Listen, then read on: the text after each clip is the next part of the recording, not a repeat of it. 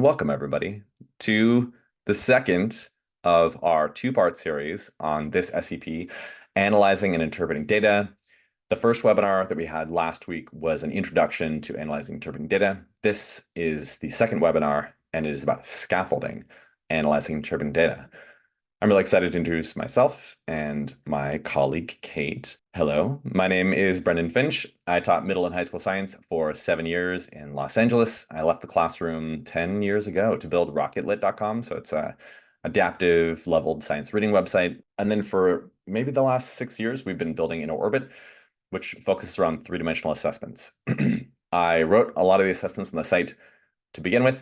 Now Kate and her team do a way better job than I did in writing our assessments. Thank you. I'm now doing some research on ways that we can informally support teacher leaders and either before or after an assessment, teachers and students and teacher leaders, either before or after an assessment. So finding ways to practice before you take a rigorous assessment, or ways to focus on remediation or elaboration afterwards.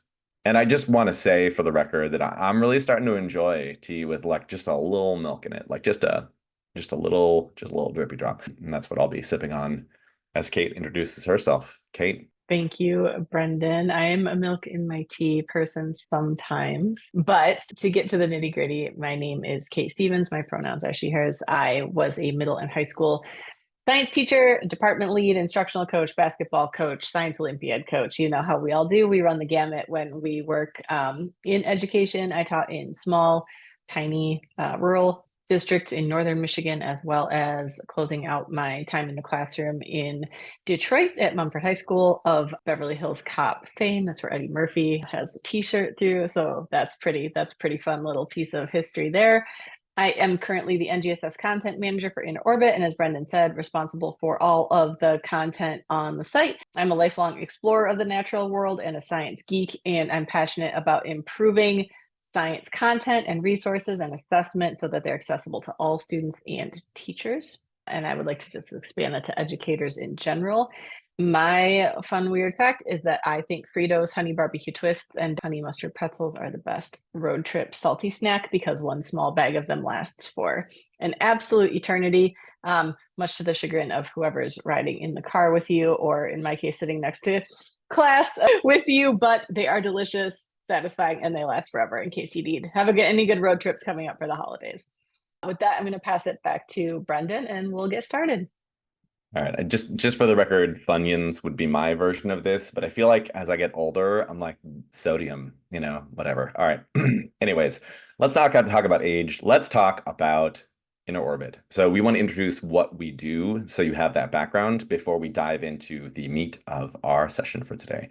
So if you don't know what InnoOrbit is, it's a website. And on that website, we have a whole bunch of phenomena, over 1,000 phenomena for grades 3 through 12. So students can take what they're learning in your classroom and they can apply it to make sense of something new. What we want to promote is students' transferability of knowledge, those skills that allow them to take their learning in class and apply it to explain a new thing. And explaining those new things is complicated. And so what we write are a bunch of very, very deeply scaffolded questions that target really specific parts of the standards. I'm going to talk about that later on in the session because we want to show you some ways that you can scaffold analyzing and interpreting data. And with those questions, as students answer them, you get really, really, really detailed reports. And so we can dig into an SEP.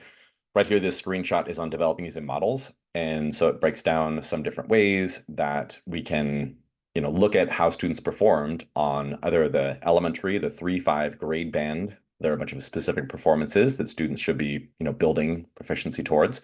And then in 6-8, there are a bunch of discrete performances. I taught middle school. I always had to go back and reteach stuff from elementary, or at least assess where my students were at, given their elementary skills and knowledge. And so going back from a middle school standard and asking questions about elementary is a thing we see teachers being really successful with, because then you know where you need to focus. And our reports allow you to do that because we want you to be successful. And if you want to try InnoOrbit out on your own, you can click on that link that I just dropped in the chat. You can also request a pilot and explore the site by yourself. If you don't want to meet us, that's totally cool too. But if you want to meet with us even more, we also do a lot of professional learning. So this You are a part of it right now. So we do a lot of really research and context-based sessions. We'll work with your leadership to figure out what you're looking for, and we'll model actual classroom strategies as we go through and build those PD sessions. Teacher feedback is at the heart of all of that. And here is our colleague Erin doing an awesome job presenting to a bunch of teachers this is in Connecticut, but that's what we do. So if you want to talk to us and you want to learn more about what we do, click on those links I dropped in the chat. Otherwise, let's go. So we're going to talk about scaffolding the SEPs. This is the second webinar in this series. So we had one on developing using models. And at the end, we're going to vote on the next webinar that y'all think we should focus on. That's right. You get to tell us what to do. We're here to explore some strategies and some resources for scaffolding the SEP, analyzing, interpreting data. It's going to be about an hour. I'm going to be honest. First, we're going to go over sense making. If you've ever been to any of our webinars, you know we always talk about sense making. And then we're going to talk about SEP grade levels. And we'll look at the grade level bands and progressions, and we'll dive into some SEP practice problems. We'll look at different 3D questions, and then we'll get into scaffolding.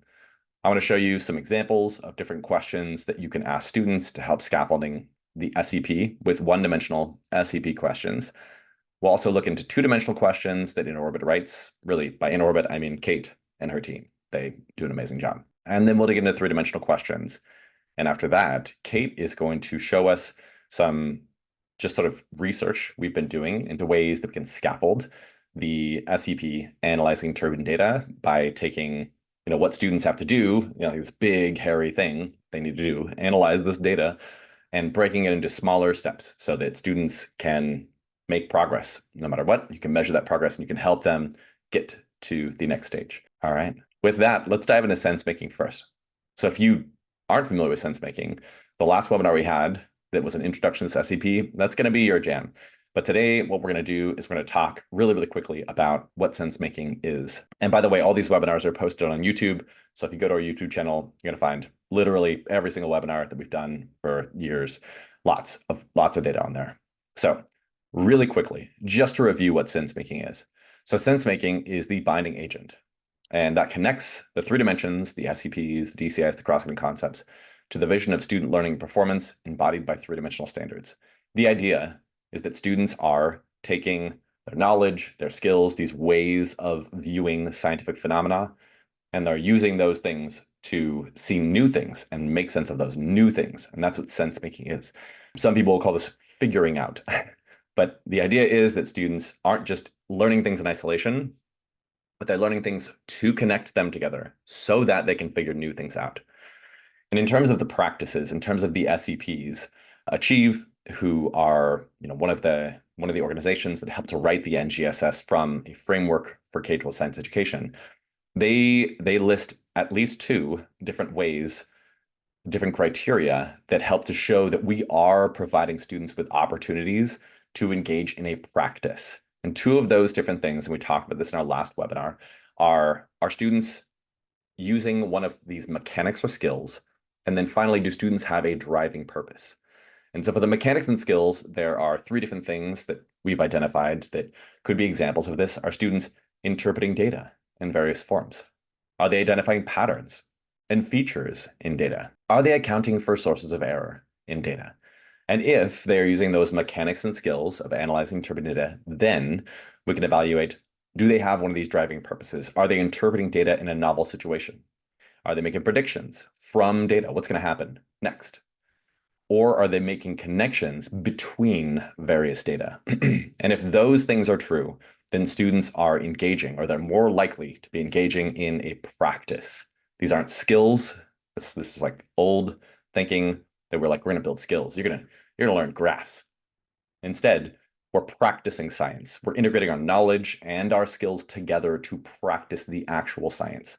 And that's, as you can see in the right-hand column here, always going to look like interpreting things in a novel situation. It's going to be building upon what you learned with something new and extending. All right, speaking of extending, let's talk about the SEP grade level bands.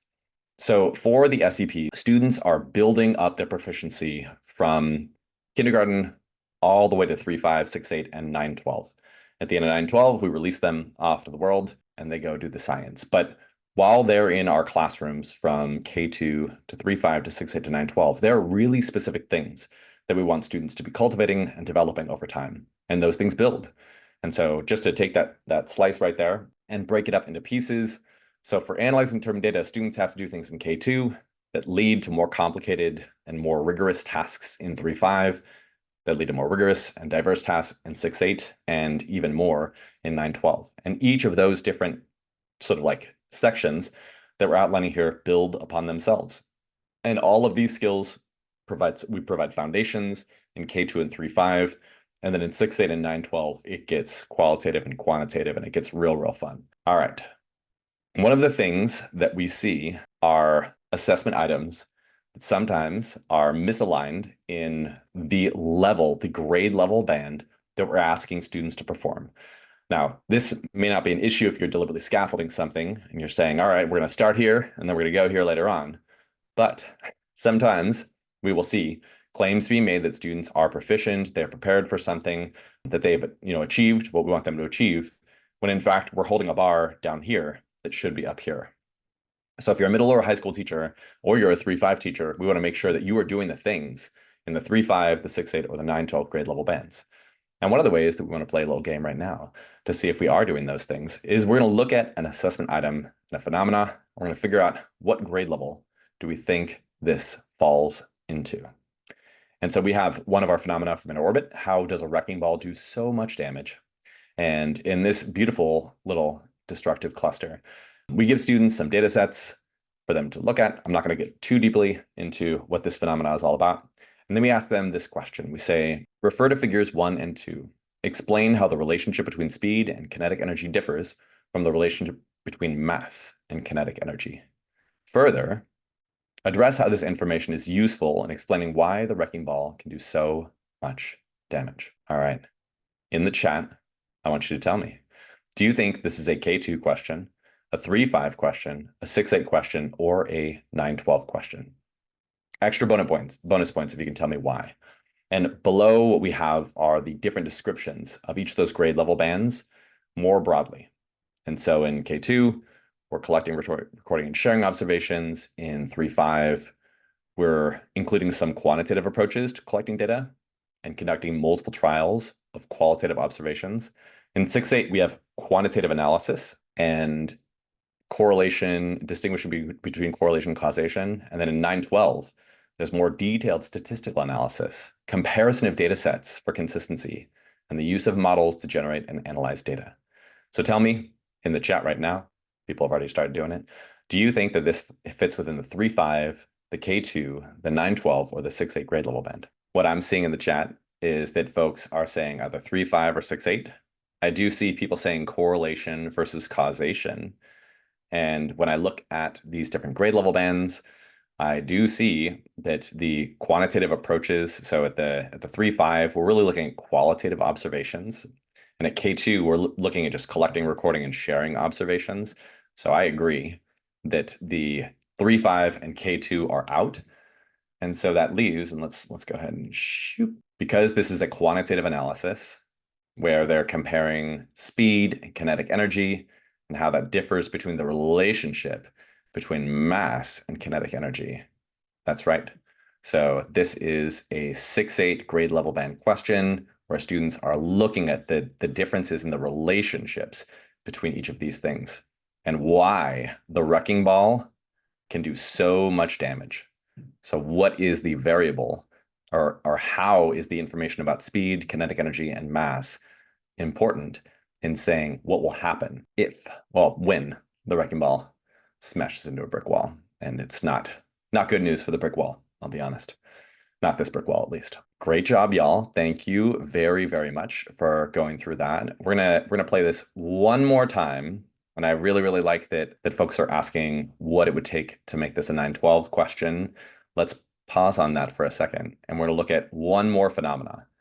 Same exact text on the bottom. All we did was change what's at the top. And so this phenomena is looking at a vacuum chamber, and we are looking at some data from acceleration, mass, and force, looking at the mass of everyday objects like cell phones, physics books, hammers, and school backpacks. And we ask these two questions. We say, use Newton's second law to explain why in the vacuum chamber, the ball and the feather strike the ground at the same time, whereas they would not under normal atmospheric conditions, such as in your classroom. Be sure to include in your discussion a comparison of the forces acting on the falling objects in the chamber versus the classroom, why the acceleration is the same, even though the mass of the objects is different, and a comparison of the force of the objects when they strike the ground. So again, I want you to tell me if you think this is a 3.5, a K2, a 9.12, or a 6.8 grade level band question, and why. I see folks saying comparisons of data sets. And I also see folks saying comparison of data sets via a model. What is the model here that they're using to compare these different data sets? Yup. So in the chat, somebody just said Newton's second law. So those relationships that we see between force, mass, and acceleration, F equals ma, that's a model for the relationships between those different variables and allows us to anticipate, one if given two of them. I love it. Great job, y'all. Yep. And so they're doing a lot here to make this a 912 level question. They're using that model to generate and analyze data. They're using the model to figure out what the difference of the force would be as those different objects strike the ground. And that is beyond the correlation and causation that's asked in 6.8. It's definitely beyond the qualitative observations in 3.5. And they're certainly doing more than just sharing observations, collecting and recording them, which is what K2 focuses on. So the purpose of these slides is really just to drive home the fact that when we ask students to analyze data, and we're preparing them for something like a test that happens at the end of the semester or the school year, we want to make sure that the level of rigor we're holding them up to is an appropriate level of rigor for where they're at. Or we're very deliberately saying, first, we're going to start here, and then we're going to bring you up to this other thing later on. And so thank you so much for engaging with that. That was absolutely fantastic. I loved I honestly, I did not expect that to go as well as it did. Y'all did a fantastic job answering those things correctly, which it doesn't have to be like that. It's okay to be wrong. We're trying to make sense of this on our own too. But now let's talk about some of the ways that we can scaffold up our models. So if we're working students towards that 9.12 question, if we're working students towards that 6.8 question, or if you're at the 3.5 grade level and you want to scaffold students up to that really tough analyzing data, and there's a typo here that should say analyzing interpreting data. Let's talk about some of the ways that we can do that. And so one of the ways that we do this on InterOrbit is that we write DCI only questions. What do you know about this topic? And if students have that knowledge, that's great. Then we can expand that to say, now what can you do with that knowledge? And we write DCI only questions about knowledge, and then we write SEP only questions about just using the SEP. This is not canon for the NGSS. We write these questions as practice for the SEP, but it's really interesting to give students opportunities to just engage in causation versus correlation, to engage in some of those comparisons of multiple data sets that we're seeing in those 6.8 and 9.12 grade level bands. And then we ask them two-dimensional questions. So we'll ask questions about the DCI and the SEP together. And if we can figure out where students are struggling, is it your knowledge, is it use of the SEP, or is it both of those together? Then we can support them on their path to those three-dimensional questions where they're making sense of a novel phenomena. And so on InterOrbit, we have all these different questions. And the first one I want to walk you through is an SEP practice problem. And so this is one of our first questions that just focus around the SEP. And we're looking at patterns in bird watching data in this very specific standard. And these are questions that are outside of performance expectations, where we're just using the elements of SEPs and saying, can you analyze and interpret data to provide evidence for phenomena? These questions very deliberately do not include any content knowledge that students need. We are not using a cross-cutting concept in a meaningful way.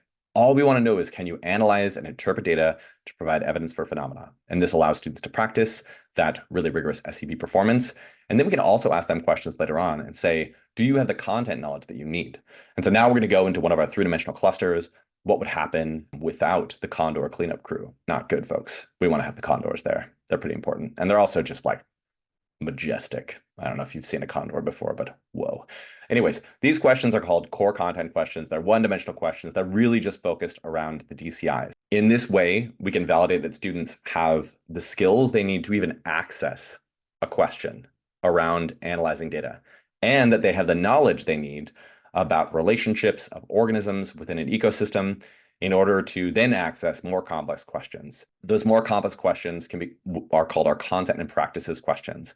And those are two-dimensional questions just focusing on the DCI and the SEP together. So we cleave in all of this presentation. We're just kind of ignoring the cross-cutting concept. It's very important, but this is an SEP-driven webinar. And what we want to do in this webinar is demonstrate ways you can support students' progress towards an SEP. The cross-cutting concepts are still important, but is not the focus of this webinar. So these questions will allow students to analyze data through the lens of interdependent relationships and ecosystems around this condor cleanup crew phenomena. And so we give students a bunch of different data sets. They need to choose. So students are making predictions about the future of the condor population using figures 2 and 3. Which student prediction is backed by scientific evidence? So they need to go and they need to look through the evidence that they have, the data sets that they're given, and choose which of these different predictions would be accessible or would be correct. And then finally, we can ask our three-dimensional sense-making questions. And so this is kind of the end of the journey where we want students to get to, where now we're asking them to use their knowledge of interdependent relationships along with the SCP and the cross-cutting concept altogether. That's what three-dimensional learning is all about. And we ask them to answer these more complex, and this is a multiple choice question still, because we're just trying to get signal. We're trying to find progress. We're trying to see, are we able to scaffold you up to these really rigorous questions? And those are going to be these three-dimensional sense-making for response questions, where now students need to go through, they need to do an analysis of a novel situation. We add on additional elements, additional data sets into these questions, and ask students to compose a response, to write analysis on their own in order to get up to that point. And those are the different questions that we have on the InOrbit website. And this is one of the ways that we recommend you scaffold up to the SCP of analyzing and interpreting data. Now I'm really excited because I'm going to pass it over to Kate. And Kate is going to talk a little bit more about scaffolding the SCPs and some structures that she's been working on for helping you to reduce these really complicated tasks that we just reviewed into more manageable steps. So Kate, over to you. Thank you very much, Brendan. And those of you that are familiar with our site are probably familiar with those scaffolding questions, right? And how we're scaffolding in the process of sense making. But sometimes just the practice itself, that doing science part, is just a lot for students, especially if historically their instruction or their curricular resources have not included a lot of that. And I know, I just want to say, like, I know how challenging that is. I know what it's like to have a high school chemistry classroom with 40 students in it, and okay, we're going to do science. Like, that is a big ask. And so what we've found through our data is that when students are struggling, a lot of the time what they are struggling with is not that content, that DCI knowledge that Brendan was talking about, and not that cross-cutting concept, but the SEP, the what do I do with what I know to make sense of something new. So why would we scaffold a practice? Well, part of the reason is because of what I just said. This is where we see in the data that students struggle, right? And I think probably as educators, y'all will see this too, that this is sometimes where students hit that roadblock. The reason we scaffold a science practice, or anything really for that matter, is to keep students in that zone of proximal development. And remember, this is that area where learning becomes sticky, where students are engaged in that productive struggle, and they're sort of walking that line between what they can do by themselves independently and what they can't. And when students spend time in this zone, this is where we know that, again, learning becomes engaging and it sticks. It sticks to their brains. So we know from our research and from our data and from what we hear from educators that a lot of students still think about science as a set of facts and words that if they can just remember them and regurgitate them as they learn them, that they're going to be okay, right? This is a pretty straightforward and low rigor approach to thinking about science, but as we all know, it's not terribly engaging and it's not terribly true to life. So we have to start helping students distinguish between what I know and what do I do with what I know to make sense of the world around me. So also, in addition to that, if we can help students successfully access the practice, these science and engineering practices, we can facilitate that transition from thinking about science as that set of words and facts that I just need to remember, those 1D questions, right? Which are important. Like, that stuff is still important. but we can help them transition from that representation or recreation of familiar relationships to really help them break down what science do with their content knowledge to make sense of new to them things in the real world. And lastly, we have found that one of the ways we might be able to do this is by scaffolding the practice by breaking it down into a series of steps and helping the students develop a thinking routine. This helps prevent that unproductive struggle that we are all so familiar with, where students just say, like, you know what? This is when you hear, at least like I used to hear with my students, but Miss, you never taught us this, right? That is that, like, but we talked about leopards and now you want me to look at condors and I don't know what you're talking about because we never learned about condors. So this is where we are helping them engage with that productive struggle to help them bridge the gap between what they know and what they can already do and what they can't yet do by themselves. Let's take a look at what that might look like. But to do that, we need to look at a performance expectation. And so we are actually going to look at MSLS 2.1.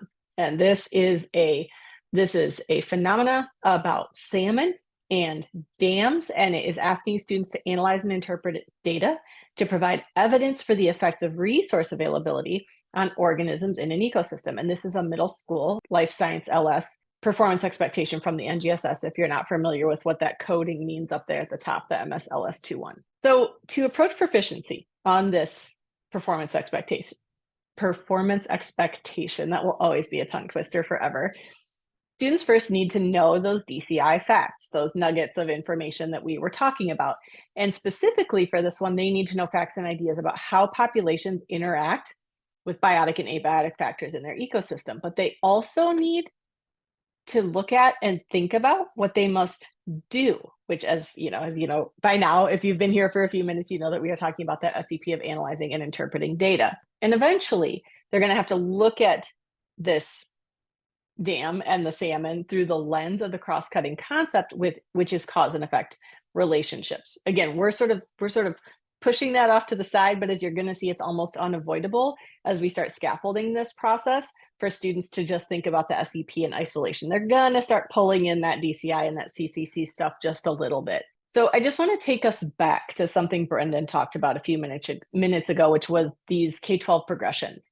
And I just want to point something out, and you can go and read the Appendix F K-12 progression. I don't recommend it, but I do think it's helpful to dig into it when you are thinking about how to move students from maybe a grade level band to another, beginning of the year, end of the year, if you know your students are struggling with SEPs based on the data that you get from assessment.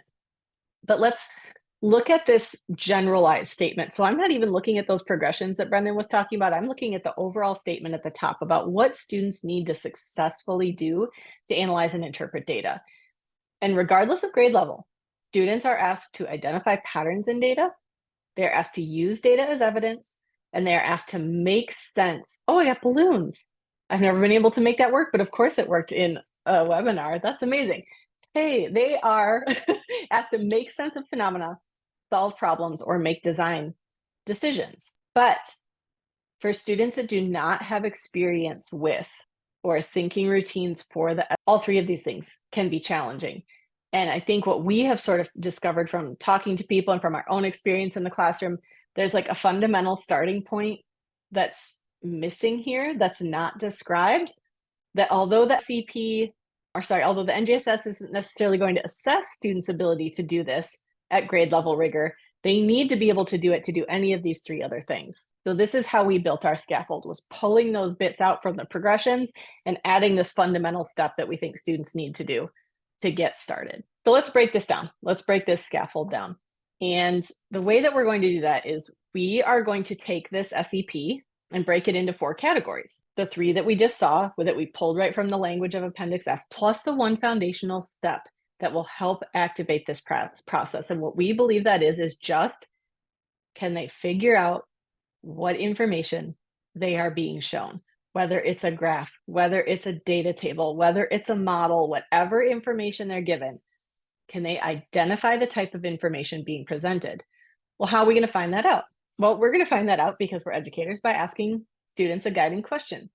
And that guiding question for this particular SEP is going to, oh my gosh, I just lost my whole, can you guys still hear me? Okay, sorry, give me one. Everything just crashed and I thought my whole Chrome crashed, but I'm here. We're here. Okay, so there we go. Okay, so that guiding question that we're going to ask students is what kind of information is shown in the figure? And what do the numbers or parts of the graph represent? So this, if you're working with older students, you might use the word variables, right? But what are we actually being shown here? We're not analyzing it yet. We are not making sense of anything yet. We're not even looking for patterns. All we're saying is what is the information we are being presented with? We might ask students about units, for example. Is this miles? Is this time? Is time changing? How is time changing? How big? How small? Scale? Like, this is a really great starting point for students before we even dig into any of the things that the NGSS is actually asking them to do at grade level rigor. Now, to continue on with this scaffold, the next thing we're going to do is we are going to ask students to start to identify some patterns and relationships. And you'll notice that I'm using this word identify over and over, right? Like, we are not in analysis yet. We are not in sense making yet. We are just identifying. And a guiding question that we can ask them to help them with that is, what patterns or relationships do you notice in the data? You notice we're not reinventing the wheel here, right? These are things that you already ask your students all the time, but we're going to put them together in a way that they logically walk students through from beginning to end so that we can make sense of complex things and really do the science. We also know that for many students, especially in the 6, 8, and 9, 12 grade level bands, they're going to be asked to look for outliers. Is there anything in the data that doesn't fit in that pattern? Because we're not asking why or why it's important yet. We are just identifying. Is there data that doesn't fit the pattern? This might look like when your students say it back to you. Now, we're not talking about units anymore or variables, but we might be talking about as then statements. As this goes up, that goes down. Or as time goes on, right? So we might be looking at statements like that in response from our students. All right. Now we're getting into a word that we recognize from the actual SEP. Now we're bumping up that rigor a little bit and we're getting into analysis. We need students to be able to understand what the patterns mean and why they're important. So that's what we're going to ask them. What do the patterns tell you about what the data means or why it's important? And again, especially in the 6, 8, and 9, 12 grade level bands, what don't they tell you that you need to know to solve this problem, or to make a design decision, or to make sense of a complex phenomenon? Lastly, our ultimate goal, and we talk about this, as Brendan said, all the time, this is our bread and butter, is sense making, right? So how do we now that we've broken down the SEP, it is really important for us not just to forget that we need to transition this skill. If you guys remember that earlier slide, right? It's not just a skill, right? But it's also about having a purpose for that skill. So now how do we start taking them there? And we are going to do that by prompting students using a guiding question to help them start making sense. So what we're actually going to ask them here are going to start to look much more like, how can we use the patterns along with our learning from class, those facts and those nuggets that our teacher has taught us, as evidence to either answer a really complex question that we've been asked, or make a decision about the world around us, or make sense of a complex phenomena, or maybe solve a really difficult problem. So let's explore. We're going to explore this together. So if you're like, doing your Christmas shopping and listening at the same time, it's like you might want to come back. You guys did such a great job with the first participation. So let's see if we can keep it rocking.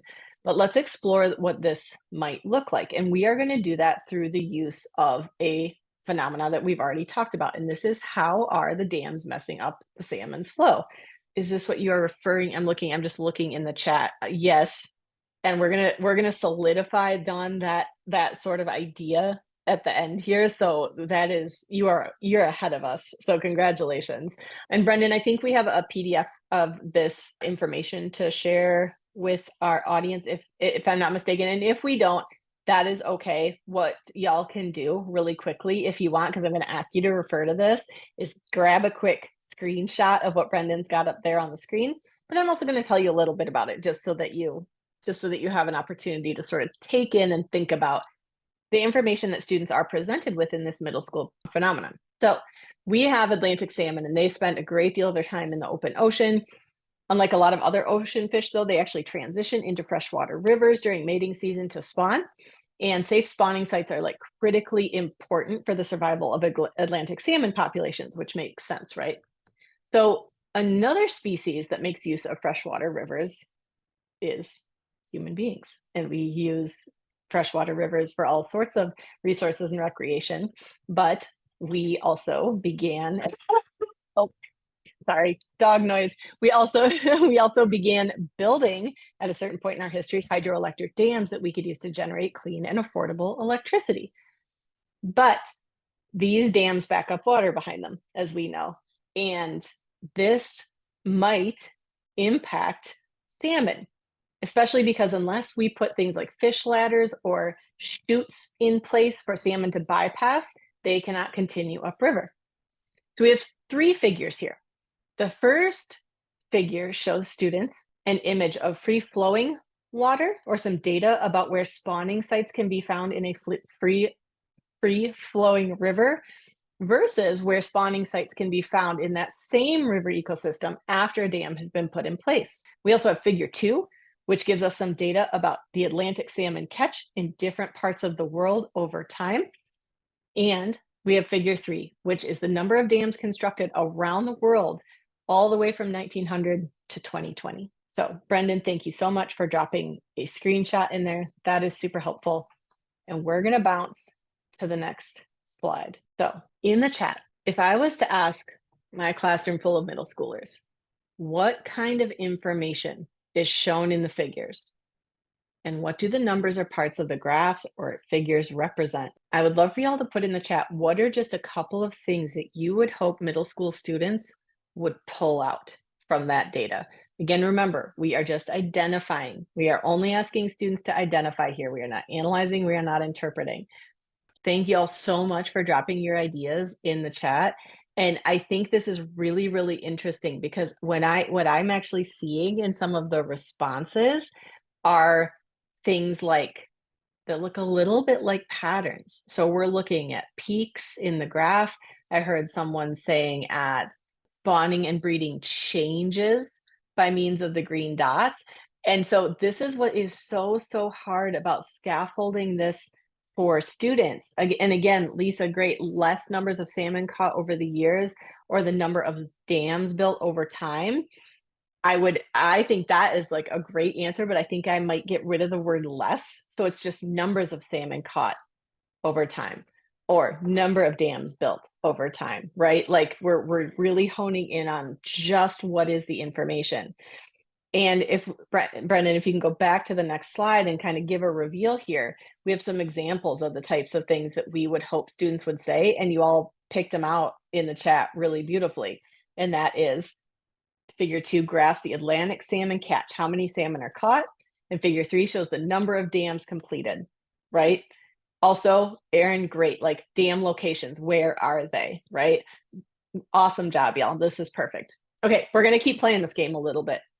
So now you might already have some answers for the second part, but what patterns or relationships would you hope that students would be able to identify with the information given?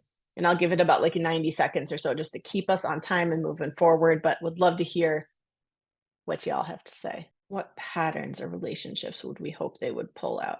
And just as a little hint or reminder in this thinking routine, these might look like as then statements or when X then Y type of statements. And that is certainly a part of the scaffold you can prompt your students with. Give it about 30 more seconds. You guys are doing great. We're almost to the end, by the way. Well, amazing. So what now I'm starting to see like things like dams constructed increased, number of salmon increased.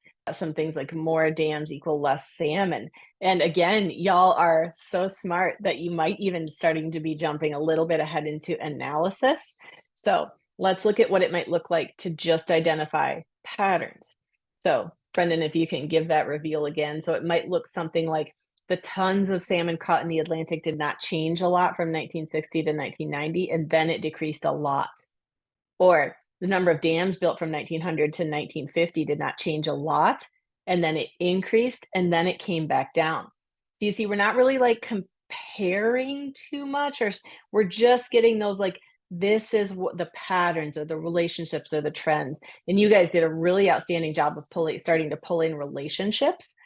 One of the things, again, just as a reminder, we might want students to identify is anywhere where the data is not fitting the patterns that we see. And like around the 1950s, the dams built doesn't really fit the pattern. It had been going up and then it went down in there for some reason. So that might be interesting, but we don't know why. So in the interest of time, when we start to get into analysis, now I'm going to start to just sort of give these as a reveal. What do the patterns tell us about what the data means or why it's important? And what doesn't it tell us that we still need to know? So here, we would expect to see things from our students like the number of dams constructed around the world increased a lot between 1955 and 1995, which was when the Atlantic salmon catch began to decrease very slowly. So now we're starting to synthesize, we're starting to analyze and put those patterns together to make connections between them. Something we don't know is if any other factors like pollution, we don't have any data about pollution. We don't have any data about droughts or weather. We don't know if there are other things that impacted the salmon. And this would be really, really important for our students to come up with. And lastly, when we start to ask students to make sense of this phenomena, this is where we're having them take that and put it all together to make sense of a phenomena. And what that might look like is, well, we know from figure 1 that dams prevent salmon from reaching their spawning and rearing habitats, which might reduce the number of eggs that hatch and the number of salmon that are born. So right there, you can see we're starting to pull in a little bit of that DCI content knowledge. We're talking about things being born, hatching, population size. We're starting to inevitably pull in some of our content knowledge. This could result in the pattern of reduced catch, and the timeline for the completion of a large number of dams corresponds with a drop in salmon catch as well. But we don't know if there were any other factors impacting salmon populations. And this is a great discussion point to have with your students, because if we are looking at that cross-cutting concept of cause versus correlation, what an outstanding opportunity for us to bring that in and talk about it here. So one other quick check-in I'd love to do with y'all is I'd like to just ask a reflection question and get your input on this is, how do you see this structure helping your students make sense of phenomena? And I'm going to give you about a minute to just reflect and type in the chat, but how do you see this thinking routine or scaffold helping your students analyze and interpret data in the classroom? Thanks, Heather. Great thought. Oh, y'all are ahead of me. I might even not need to do the next slide. I see Lisa saying she totally agrees. Increasing confidence. What an amazing thing to be able to do for our students, especially if we are preparing them for, the ultimate goal of learning to make sense of the world is not to take a test, right? But if we are preparing them for some high stakes testing, what a wonderful thing we can do for them to increase their confidence. I see a lot of things about chunking. I see a lot of things about making them return to the information and read it again instead of trying to tackle it all at once. Yeah. And Jennifer, what a great point. Like, I see my students doing the same as some of us did, which is jumping too far ahead. Maybe not a problem, right? Like maybe a great problem to have. But yeah, I think and I was one of those students who always wanted to jump ahead to the answer. And it caused me to miss things. Like I might have missed that, oh, there could be other things impacting the salmon populations as well. So I think that's a great idea of having them slow down, go back, and we're supporting both lower level students and higher performing students by making them slow down and think about the practice in this way, because science is not usually quick and dirty. It takes a lot of stamina and a lot of going back over and over again. So this is amazing, and y'all just said most of what I'm going to say next, but how have we moved towards sense making by scaffolding an SEP? Well, we did some things and then we made sure not to do some things. One of the things we did is we generated a set of questions students can use again and again as a thinking routine to analyze data regardless of content. One of you said that, which is great. Doesn't matter what they're learning. They can go back to this thinking routine over and over and over and use it, whether they're doing life science, physical science, design, doesn't matter. What we didn't do is ask students to immediately connect what they know to what they have to do without building their skills and confidence. And thank you so much for bringing up confidence. That was another great comment I saw in the chat. Another thing we did is we scaffolded or chunked, as you said, students thinking about the SEP, what they need to do to allow them to slowly integrate their knowledge without it seeming like such a task to put those two things together. But we didn't require that they make sense of the phenomena or solve a complex problem all at once. we know that that can cause students to shut down. And it's not really how we do things in the real world. We have to take time to break things down, think about them critically, analyze, and come to conclusions. And lastly, we created a format in which students can be partially successful. And someone mentioned this as well. So that partial proficiency, we can move students towards sense making, even if they're not all the way there, and even if they can't fully answer the problem, or sorry, answer the question or solve the problem yet. What we didn't do is place them in an all or nothing situation where they can only be right or only be wrong by regurgitating the facts they learned in class exactly as they learned them. Because also in science, there isn't always just one right answer. So this often will help support students around that realization. So lastly, what have we done? Why did we do this? What's the point?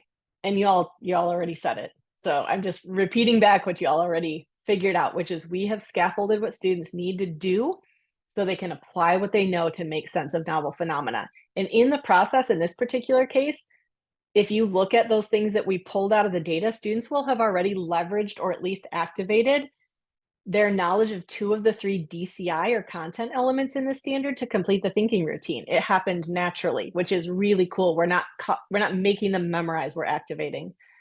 And lastly, all students after doing this should at least be able to partially, if not completely, answer the question or figure out the phenomena of how dams might be messing up Atlantic salmon's flow, or in other words, how it's impacting their population over time, which impacts us as people as well. All that said, now I get to turn it back over to Brendan to close us out. You all did fantastic. Thank you so much for your engagement and participation. It is most appreciated. It makes this a lot more fun. So thanks and great job. Thank you, Kate. That was fantastic. And I think this reminds me of what we see when teachers are looking at data and they're trying to make sense of the data that they have with their students. And we have a data chat protocol where the first thing you do is you just observe and you state what the data says. And it was fascinating to watch the chat fill with analysis immediately because we're like, oh, I know the answer and I'm going to figure it out, which is like, that's great. But I think that process of actually going through and reading what is table 1? What is table 2? What is figure 3? And if you just list those things out, that provides you with, now I know I need to find relationships between these different things, and I'll do that next. But I need to have that those observations before I can do that. So that was fantastic. Thank you all so very much. So just a couple of notes. We would love to actually have your thoughts on what our next webinar will be about. And so let me set up that poll really quick. We'd love to have you in there. Okay, cool. Let's see. Maybe I didn't save that question there. All right. So I'd love for y'all to tell me in the chat. I feel bad. It looks like the question that I added to this didn't save to the webinar. Sorry, Kate. So just in terms of the presentation to review that, so we will save this video on YouTube. It'll go up later on today. If you follow us on YouTube, then you'll get that right away. We'll also send out an email to everyone who went through or who registered for the webinar, and that should probably come out tomorrow. And we'll have links to both the first webinar and the second webinar. So the introduction to analyze and interpret data and the scaffolding session. And these 2 things we've done very deliberately to build from a basic understanding of these standards, which that is always something we want to review, to an application of the standards. Yep. And you know what? So Jen or Don, if you want to send me an email after this, just respond to, like Brendan at InOrbit, who sent you the invite to this webinar, and just say, hey, Brendan said he'd send me slides, and I'd be happy to share those slides with you afterwards. It'll be on YouTube too, so you can just watch and listen to us talk over it as well, if that's helpful. Yeah, but just send me an email if you want access to these slides. All right, so I have a question for y'all before you scram and have a beautiful rest of your day. And that question is, what SEP should we focus on next? And so there are 2 SEPs that we've already done webinars for, developing using models and analyzing interpreting data. And I'd love to know what SEP you would like to see us focus on next. So I had a poll for this set up. I lost it. I don't know where it is. It's not in here. But what webinar would you like to have us do next? Engaging in an argument. There's planning current investigations, engaging in argument, constructing explanations, asking questions. using mathematics and computational thinking. There's one more that I'm missing that we haven't done. Obtaining, evaluating, and communicating information. Obtaining, evaluating, communicating information. Thank you, Lisa. Really appreciate the kind words. And just because you choose one now, I just want to be clear, it doesn't mean we're not going to do the others. We just want to know what you want to do next. Wow. Honestly, Kate, I'm baffled at asking questions as being the leading one right now, which is fantastic. Kate and I talked about that as being an interesting one because it's kind of like the neglected SEP of all of these. Everyone's like modeling and CER statements and analyzing data. Yeah, I it's neat and we have a lot of using mathematical and computational thinking as well, a couple communicating information. So, but I think the weight is in the asking questions so far, if I'm not mistaken. But we'll take a look at the chat afterwards and we'll do a data analysis to see. Quantitative analysis. Yes, yes. All right, awesome, y'all. I feel bad that I messed up the poll and I can't give that to you. If you all want to, we really, really appreciate your feedback and your thoughts. If you want to meet with us or start a pilot in orbit on your own, you can click one of those links that I just dropped in the chat. Otherwise, you can always send us an email at inquiries@inorbit.com. And thank you all so much for being here, for growing your practice. Thank you, Kate, for presenting a bunch of the work that you've been doing. We are grateful for your feedback. We are grateful for your participation. That was fantastic. And we hope you have a beautiful rest of your day. We will see you at the next one of these, which will probably be on asking questions. So thanks, y'all. Have a beautiful rest of your day.